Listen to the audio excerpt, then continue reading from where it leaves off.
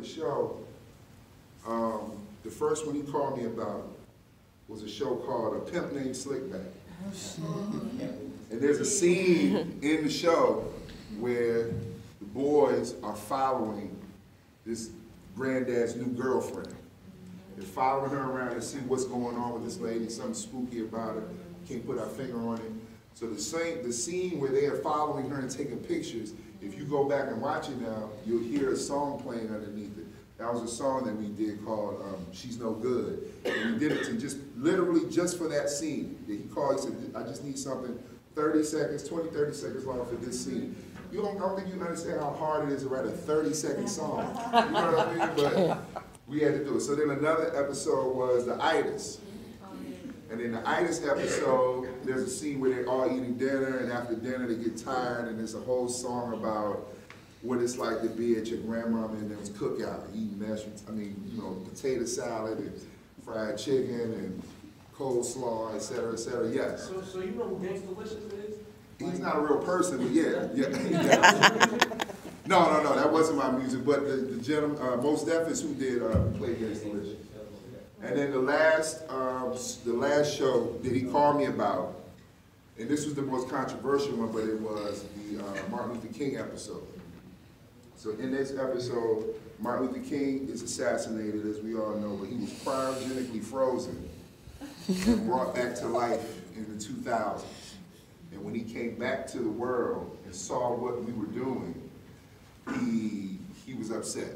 And so at the end of this episode, he gives a speech where he curses out the room and he's like, I'm moving to Canada, this is BS, I'm over it, you know? And so that speech, I wrote that speech, but when I wrote it, it wasn't intended to be the speech. It wasn't intended to even be on the show. It was really a tribute to a group called the Last Poets, who some would consider to be the first rappers, right? The early roots of this culture. So I made a song in dedication to the Last Poets, and Aaron heard the song and was like, you know what?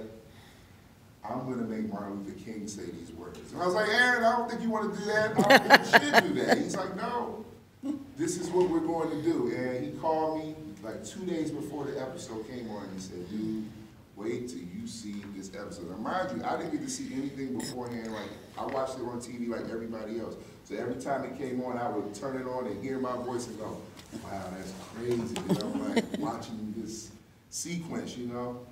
So he calls me, tells me about the Martin Luther King episode. It comes on. Martin Luther King basically cusses the room out, calls everybody N-word, everything you could think of, right?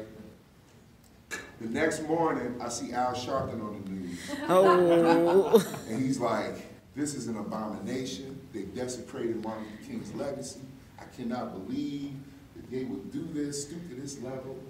And maybe a couple of months after that, we won a Peabody Award for that very episode. So, you know, so much for people that have opinions and critics who don't like or whatever, you know, what it is that you do. As long as you enjoy it, as long as you like it, and you stand in that truth, then you never know what's going to turn out. And I can be proud to say that I won a Peabody. I mean, I saw that Jay just won a Peabody, Jay-Z just won one, Kendrick won a Pulitzer. I just want to say for the record, though, I won my Peabody first. That's right. That's right. All right. And this was in '06.